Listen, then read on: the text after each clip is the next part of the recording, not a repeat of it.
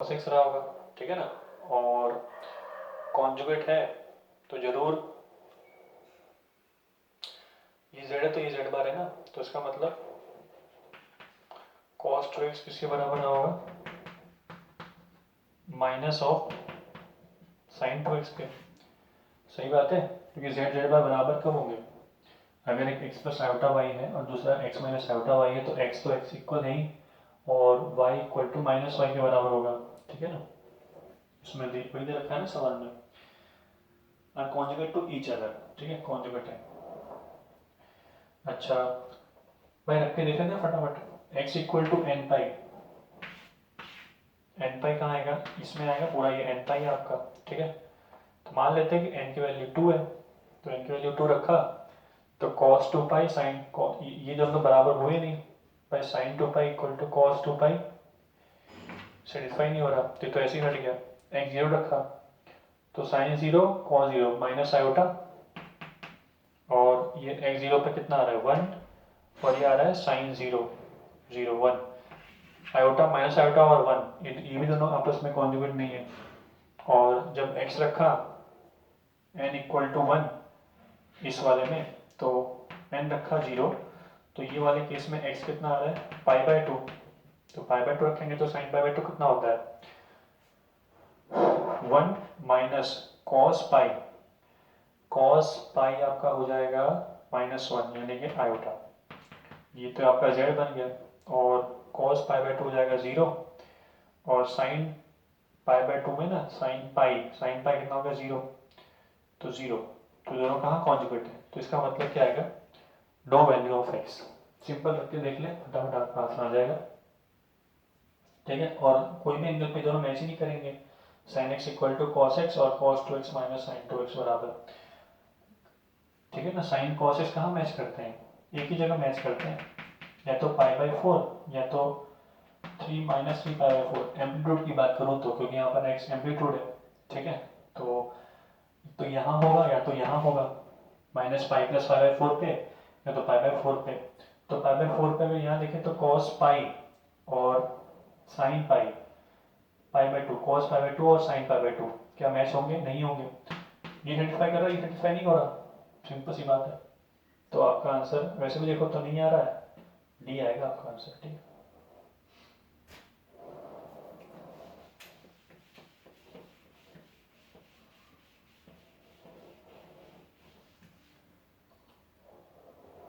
अगला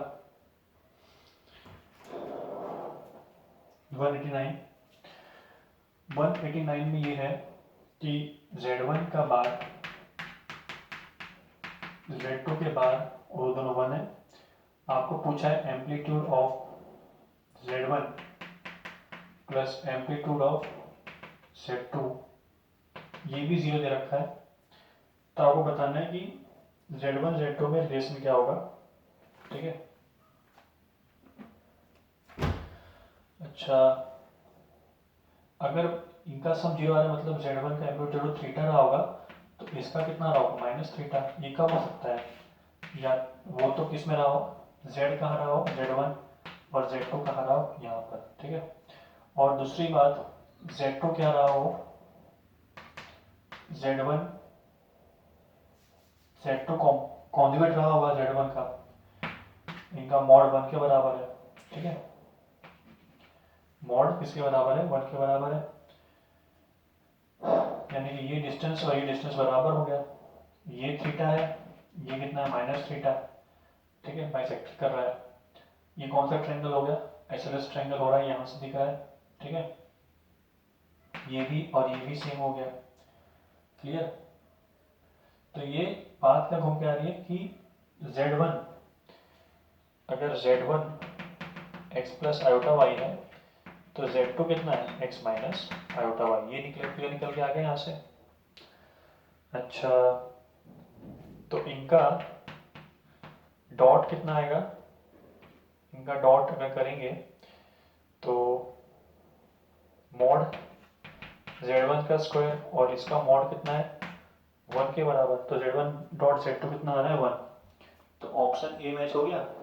दूसरा z1 equal to z2 का बार, सही बात है, मैच हो गया, तो ऑप्शन ए और सी आ रहा है।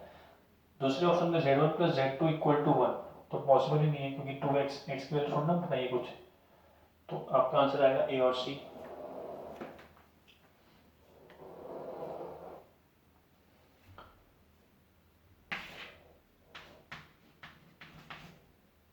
क्वेश्चन 190 क्या है, z1 plus z2 are two non-zero complex numbers such that mod z1 plus z2 equal to z1 bar plus z2 का mod, then argument of z1 minus argument of z2।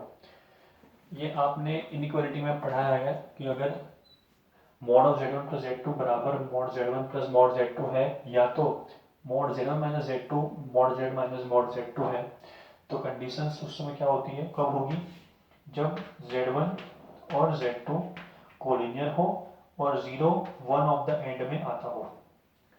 ठीक है, तो ही होगा ये, सही बात है ना।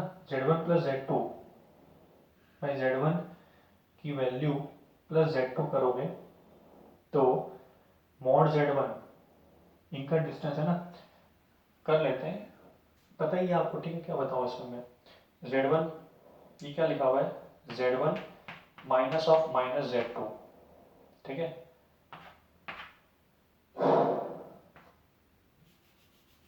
ऑप्शन रख के अब देख लो, मान लो z1 है 2,0 और z1 है z2 है 2,0 और z1 है 1,0, तो z1 प्लस z2 कितना हो गया 3, उनका रूट कितना आएगा √3।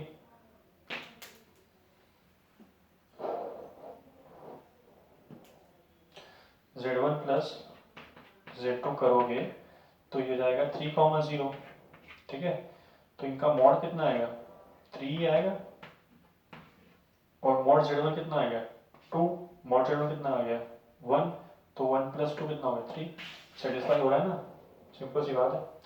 तो अब पूछा गया आर्गुमेंट ऑफ z1 और आर्गुमेंट ऑफ z2 का एंगल कितना आएगा, 0 0 ही आएगा, एक लाइन पर खत्म हो गया,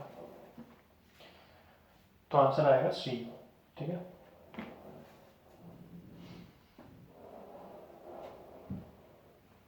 तो अगर एग्जामिनर ने आपकी इनइक्वालिटी बराबर दे रखी हो तो फट से आप याद रखिएगा कि उन दोनों का आर्ग्यूमेंट डिफरेंस, दोनों ही कोलिनियर कॉम्प्लेक्स नंबर का डिफरेंस 0 आएगा। ठीक है,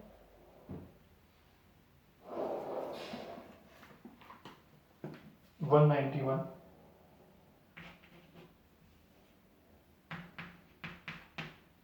191 में क्या है कि inequality mod z plus 2 z plus 2 का मॉड लेस है z माइनस 2 के मॉड से, तो ये क्या रिप्रेजेंट कर रहा है, रियल इसका z का क्या आएगा, पॉजिटिव आएगा, नेगेटिव आएगा, ग्रेटर देन 2 आएगा। सिंपल फंडा क्या है, आपको बस एल्जेब्रिक फॉर्म मानकर, कॉम्प्लेक्स फॉर्म मानकर सॉल्व करना है। तो z को मान लेते हैं x प्लस आयोटा वाई, तो x plus 2 plus iota y का mod x minus 2 plus iota y, दोनों तरफ मॉड लगा दिया और स्क्वायर कर दिया, तो x प्लस 2 का square plus 2xy, sorry square क्या ना, plus y square less than x minus 2 का स्क्वायर प्लस वाई स्क्वायर, तो ऐसे उठ जाएंगे, x square S square cut जाएगा, 4 कट जाएगा, मिडिल टर्म आएगा 4x माइनस 4x, तो 8x लेस देन 0, तो x लेस देन 0, यानी कि रियल टर्म ऑफ z क्या है, लेस देन 0, सिंपल। अगला question by 192, let z1 and z2 be complex numbers such that z1 does not equal to z2, और उनका distance origin से बराबर दे रखा है, बोल रखा है कि real of z1 greater than 0 है और इमेजिनरी लेस देन 0 है z2 का, तो आपको बताना है कि z1 plus z2 upon z1 minus z2 क्या आएगा, zero, real positive, real negative, purely imaginary, क्या?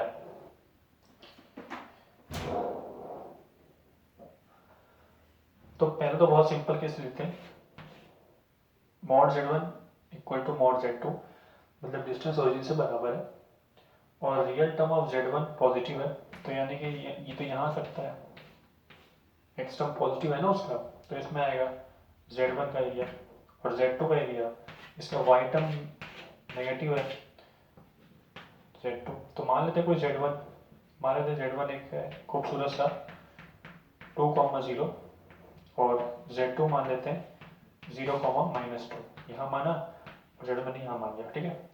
तो इनका सम करेंगे कितना आ रहा है, ऐसे दिख गया 0, तो एक आंसर तो क्या आ रहा है, 0 आएगा, ये 0 आएगा कब कब, जब z1 z2 हम z1 एक्स एक्सिस पर ले लूँगा पॉजिटिव एक्स पर और z2 ले लूँगा नेगेटिव वाई पर, फट से आंसर आ जाएगा।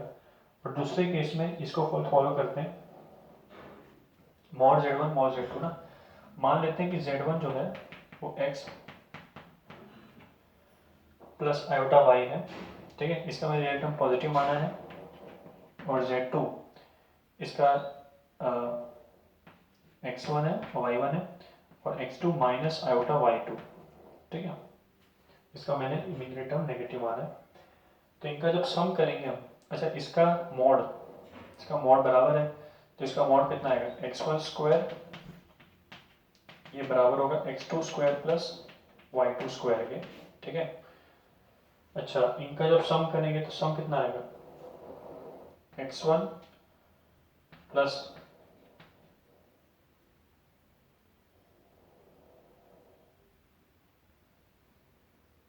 प्लस x2, ठीक है, और आयोटा निकालेंगे तो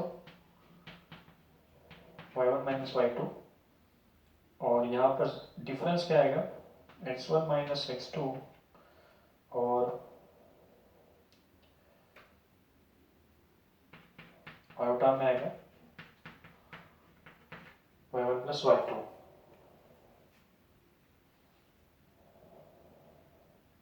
अच्छा एक काम कर सकते हैं,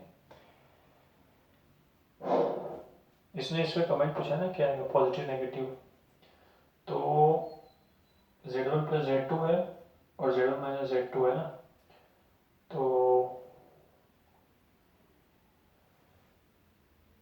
इसको नीचे क्या करते हैं, इनका मॉड ले आते हैं, ठीक है, ट्राई करते हैं इसको रियल लाने में। अच्छा देखिए यहाँ पर इनका मॉड बराबर है, तो अगर तो ही कैसे सकता है, रियल टर्म इसका पॉजिटिव होना चाहिए, तो या तो यहाँ आएगा या तो यहाँ आएगा, तो मान लेते हैं कि ये फर्स्ट क्वाड्रेंट में है, ठीक है, z1, और z2 का भी x1 y1 ही हुआ कोएफिशिएंट, क्योंकि उनका मॉड बराबर है, ठीक है।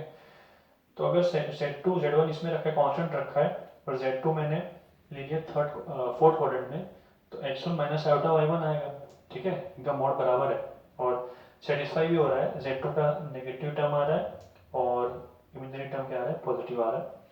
तो इनका सम करने पर तो कितना आ रहा है, 2x1 आ रहा है, पर डिवीजन नीचे डिवाइड करने पर कितना आ रहा है, 2 आयोटा y1, तो नीचे आयोटा आ गया, और नीचे जैसे ही आयोटा आएगा 2 आयोटा y1, तो आयोटा से क्या करेंगे, मल्टीप्लाई करेंगे, डिवाइड करेंगे, सो 2 कट जाएगा, सो x1 आयोटा और ये हो जाएगा माइनस y1, तो प्योरली क्या आ गया, इमेजिनरी आ रहा है, ठीक है। इस केस में क्या होगा, इसमें आप प्लस करेंगे तो 0 आ जाएगा, 0 अपॉन लफड़ा कुछ भी 0, तो 0 आ ही रहा है, ठीक है। दूसरे केस में क्या है कि अगर मैं x1 को नेगेटिव मान लूँ, माइनस x, ये z1 मान लूँ, तो z2 भी यही मान लूँ, तो वो दोनों तो बराबर ही हो जाएंगे, ठीक है, वो तो पॉसिबल नहीं है, क्योंकि उसने बोल रखा है z1 does not equal to z2। तो दूसरे केस में क्या है कि मैं z1 को यहाँ मान लूँ, z1 को यहाँ मान लूँ x1 माइनस आयोटा y1, और z2 को मान लूँ minus x minus iota y1, तो इनका सम कितना आ रहा है, 0 आ रहा है, तो कोई भी केस में 0 और प्योरली इमेजिनरी आ रहा है, ठीक है। अच्छा सवाल है ये, इसको लिख लीजिए, बस यहाँ से क्या फिर से निकल जाए, कोएफिशिएंट दोनों ही सेम होंगे क्योंकि इनका मॉड बराबर आ रहा है, और इसको देखकर केसेस बनेंगे। पहला केस में z1 यहाँ कांस्टेंट रखिए, z2 यहाँ ले लीजिए। दूसरे केस में z1 यहाँ ले लीजिए और z2 यहाँ पे आएगा नहीं उस केस में, क्योंकि वो दोनों बराबर नहीं है, और z2 यहाँ आएगा। दो केस बनेंगे, उसमें आंसर 0 या तो प्योरली इमेजिनरी आएगा। ठीक है, लिख लीजिए।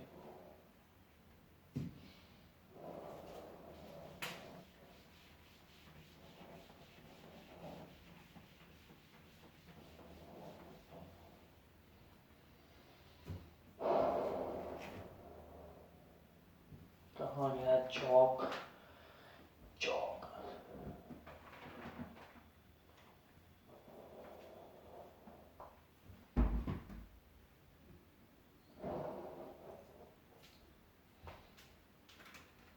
लगता है नया चौक लाना पड़ेगा।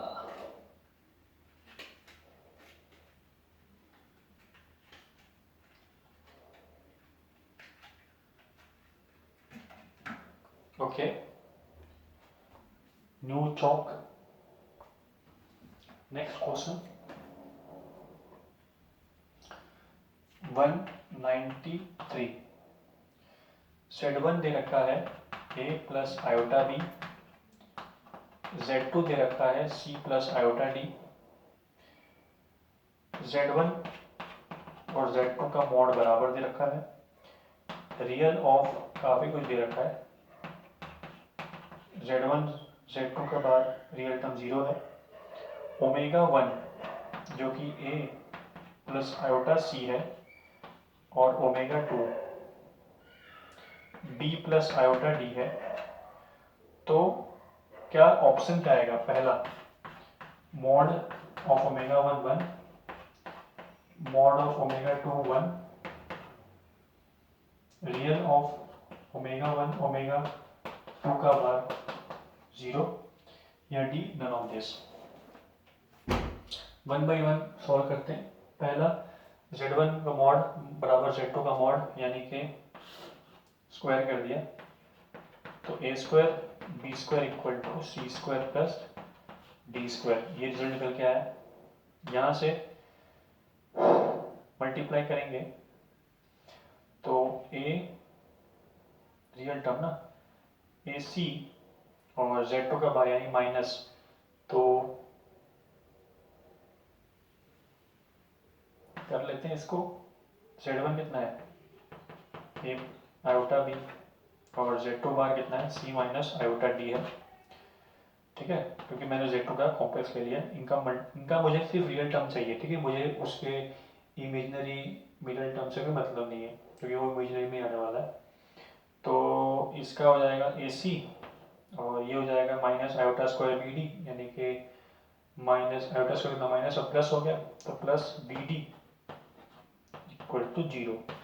तो ये a c plus b d equal to 0 आ रहा है।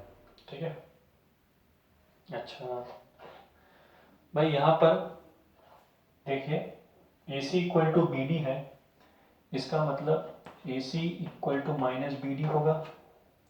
ठीक है, इसका मतलब कि a upon d equal to minus d upon c हो गया। ठीक है, ये इनका मॉड बराबर दे रखा है, ये सब हो गया। सही है। अच्छा अच्छा अच्छा, a c equal to minus b d. ठीक है, ठीक है भाई, a square plus b square है और c square plus d square है। तो यहाँ से a बराबर c, यहाँ से देखें अगर, तो यहाँ से अगर मैं दोनों तरफ से, दिख रहा है ना यहाँ पर, बी स्क्वायर निकाल ले रहा हूँ। ठीक है, बी स्क्वायर, तो यहाँ पर आ जाएगा a square upon b square plus 1, और यहाँ से मैंने सी स्क्वायर निकाल लिया, तो सी स्क्वायर निकालूंगा तो 1 प्लस डी स्क्वायर अपॉन, और d square upon c square बराबर a square upon b square, और प्लस तो ये कैंसिल हो जाएगा, तो b square equal to c square. या तो बी इक्वल टू सी होगा, या तो b equal to minus c होगा। ठीक है, दो बात हो सकती है।